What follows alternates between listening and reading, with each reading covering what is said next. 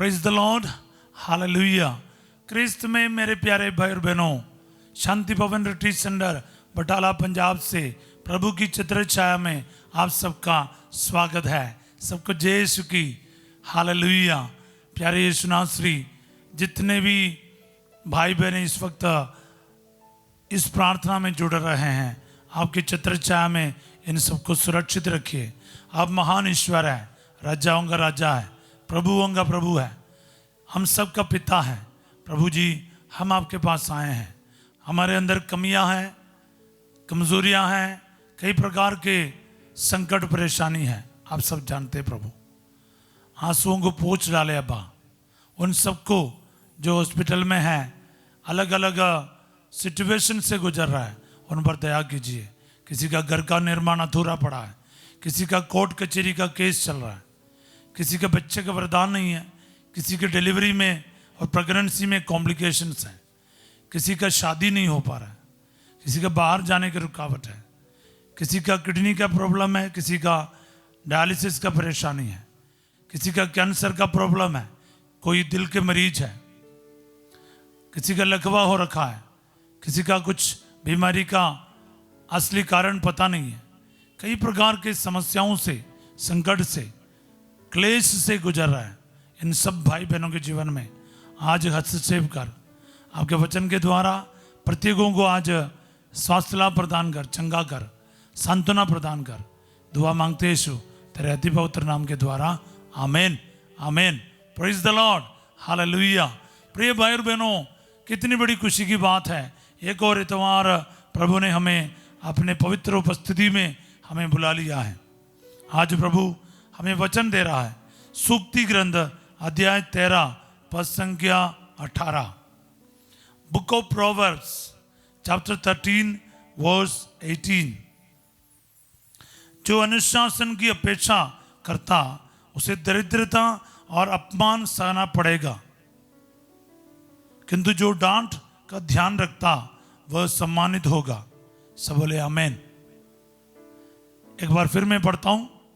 जो अनुशासन की अपेक्षा करता उसे दरिद्रता और अपमान सहना पड़ेगा, किंतु जो डांट का ध्यान रखता वह सम्मानित होगा। बहुत ही प्रैक्टिकल एक वर्ड ऑफ गॉड प्रभु हमारे सामने रख रहा। प्यारे भाई बहन, जैसे हम बचपन में है ना बहुत डांट खाते हैं, खास करके आज भी जवान बच्चे ये शिकायत करेगा, माँ बाप हर छोटी बड़ी बात के लिए डांटता है। मैं ये कहना चाहूँगा, जिससे माँ बाप का और गुरुजनों का डांट मिला है, वो आगे जाके जीवन में बहुत बढ़िया काम करेगा। मेरा मतलब ये नहीं कि हर छोटी बड़ी बात के लिए हमें एक दूसरे को डांटना है, ये भी नहीं।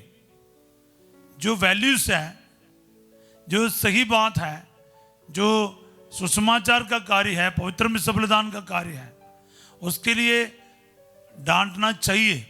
जहाँ पर डांट चाहिए वहाँ पर डांट की ज़रूरत है। जैसे मिश्र बलिदान में जाने की बात हो, जैसे पवित्र वचन पढ़ने का, प्रार्थना करने की बात हो, उसमें डांटना चाहिए, लेकिन रोज नहीं। एक या दो बार समझाना बहुत ज़रूरी है, उसके बाद बार बार नहीं डांटना, ये भी याद रखना। लेकिन अनुशासन की अपेक्षा करता उसे दरिद्रता और अपमान सहना पड़ेगा, ये तो पक्की बात है। चाहे पुराने ज़माने में हो, चाहे आज के ज़माने में हो। जो कोई काम नहीं करता, किसी की बात नहीं सुनता, डिसिप्लिन में नहीं रहता, अनुशासन में नहीं रहता, नियमित रूप से कुछ करता नहीं, उसको दरिद्रता और अपमान दोनों सहना पड़ेगा। मैं जानता हूं मेरे आस पड़ोस में भी कई सारे नौजवान कोई काम नहीं करता है, क्योंकि वो जो चाहता है कभी होता नहीं, उसके लिए ट्रेनिंग भी नहीं। सिंपली चाहता है बाहर जाना, सिंपली चाहता है मैं विदेश जाना, कोई ट्रेनिंग नहीं, विदेश जाके ही क्या करेगा। बहुत सारे लोग मेहनत करने के लिए तैयार नहीं, सिर्फ और सिर्फ रिजल्ट मांगता है। देखो, कड़ी मेहनत आपको रिजल्ट लेकर आएगा। कभी कभार मेहनत करने के बाद भी रिजल्ट आप जैसे चाहता है वैसे मिलता नहीं, तो फिर सोचो मेहनत करने वाले को इंतज़ार भी करना पड़ता है। हालेलुया। सो प्यारे भाई और बहनों, इस चीज़ को याद रखना है, बराबर याद रखना है। हालेलुया। किंतु जो डांट का ध्यान रखता वह सम्मानित होगा। डांट मिलने के बाद ध्यान रखेगा ना, वो काफ़ी मतलब आगे बढ़ेगा। डांट सुनते समय किसी को भी अच्छा नहीं लगता प्यारे भाई और बहनों, किसी को भी अच्छा नहीं लगता है। लेकिन मैं अपने जीवन में देखता हूँ, मुझे कई जगह पर पब्लिक में भी प्राइवेट में भी कई प्रकार के डांट मिला है। माता पिताओं ने भी डांटा है, फादर सिस्टरों ने डांटा है, गुरुजनों ने डांटा है। आज भी मुझे याद है, मैं 6ठी क्लास में पढ़ रहा था, वो भी हमारे चर्च के स्कूल में। लंच के लिए जा रहा था, मैंने एक अपशब्द बोला किसी अपने साथी को। इतना बड़ा गाली नहीं था, लेकिन वो गलत शब्द था, वो बोलना नहीं चाहिए था, और मेरे मुंह से निकला। एक सर जिसका नाम मातुकुटी है, आज भी मुझे याद है, उनके नाखून बड़े बड़े हुआ करता था। उसने मेरे कान को ऐसा खींचा, ये मेरा रंग देख रहा ना, ये जो रंग लाल हो गया, इतना उसने कान को खींचा। 4 बजे मैं घर पहुंचा तो मम्मी ने पूछा, ये तेरा कान में क्या हुआ? एकदम दिखाई दे रहा था। मैंने कहा कि मैं फलाना शब्द किसी बच्चे के लिए इस्तेमाल किया, पीछे सर आ रहा था, उसने सुना और उसने मेरे कान का ये हाल करा दिया।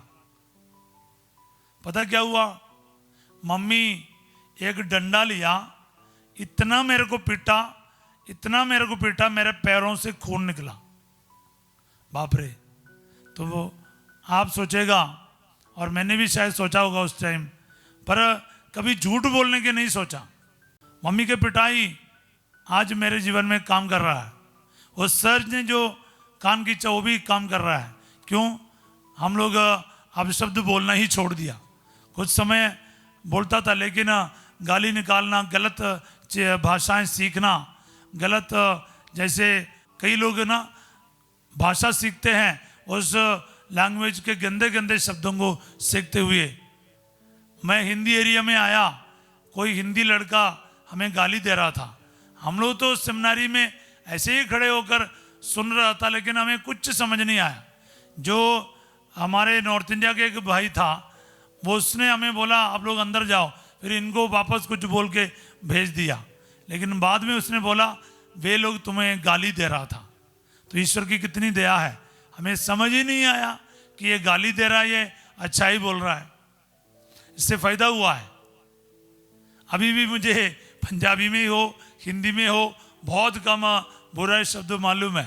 कुछ लोग हमें बुराई भी बोलेगा, अधिकतर चीज़ हमें समझ ही नहीं आता है। कितनी अच्छी बात है। हालेलुया। सो प्यारे भाई और बहनों, मैं क्या कह रहा हूँ, मैं आपको ये बता रहा हूँ, कभी किसी का डांट हो वो अच्छा काम आता है, ताकि क्या है, हम बुराई को नहीं सीखे, गलत को नहीं सीखे, हमें सम्मान मिलेगा, हमें डरने की जरूरत नहीं पड़ेगा। इसलिए हमें इस वचन का ध्यान रखना, ये वचन मेरे जीवन में पूरा हो जाए, इसको रिसीव करना है। क्या है? जो अनुशासन की अपेक्षा करता उसे दरिद्रता और अपमान सहना पड़ेगा, किंतु जो डांट का ध्यान रखता वह सम्मानित होगा। पढ़ाई के लिए हो, मेहनत के लिए हो, अगर माँ बाप या गुरुजन या बड़े लोग आपको डांट रहा है तो फिर क्या है, खुशी खुशी उसको रिसीव करो। पलट कर बोलना नहीं, ये मेरे विरुद्ध है, यूँ सोचना नहीं। वो क्या है, एक स्टेपिंग स्टोन में बदल देना है, एक स्टम्बलिंग ब्लॉक नहीं, आपके रास्ते पर ठोकर नहीं, बल्कि आपको और ऊपर चढ़ने के लिए एक पत्थर समझ लेना चाहिए। हालेलुया। प्रिय भाई और बहनों, हमें टोकने वाले, हमें उल्टा सीधा बोलने वाला बहुत होगा, हम उसके बुरा ना समझे। वो सब एक वरदान के रूप में लीजिएगा, वो हमारे स्ट्रेंथ में बदल डालिएगा। अगर हम उसको सुनकर बैठेगा ना, आप कुछ नहीं कर पाएगा। मेरे को बताया गया था, तेरी आवाज़ किसी काम का नहीं, तो क्यों गाते हो? अगर मैं उसको सुनकर गाना ही बंद कर लेता तो आज इतना सारा गाना मेरे को नहीं मिलता, आपके सामने एक गाना नहीं रख पाता।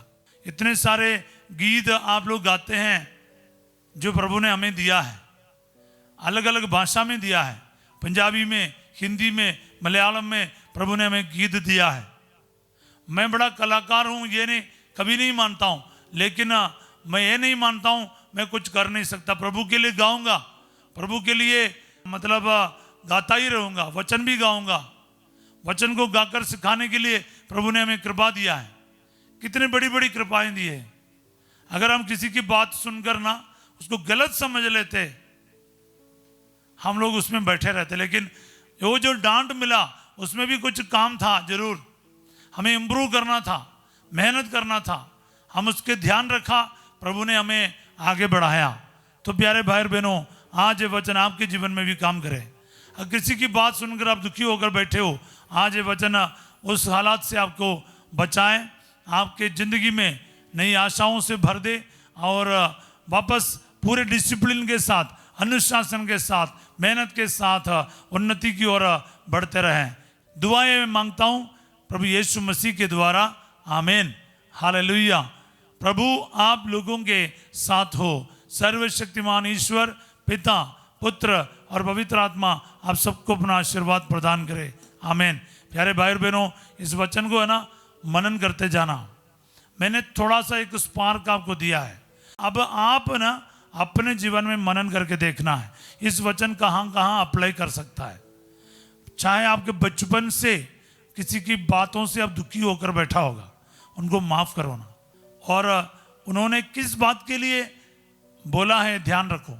शायद हमारे बुराई ही चाहा उसने, लेकिन उसका वचन को आप पॉजिटिव में समझो और इस इंसान को माफ करो और यीशु के सामने रख के मेहनत करो। आप सुस्ती में नहीं चला जाना, आलस में नहीं चला जाना, मेहनती बनो, अनुशासन में आगे बढ़ने की कष्ट कीजिएगा।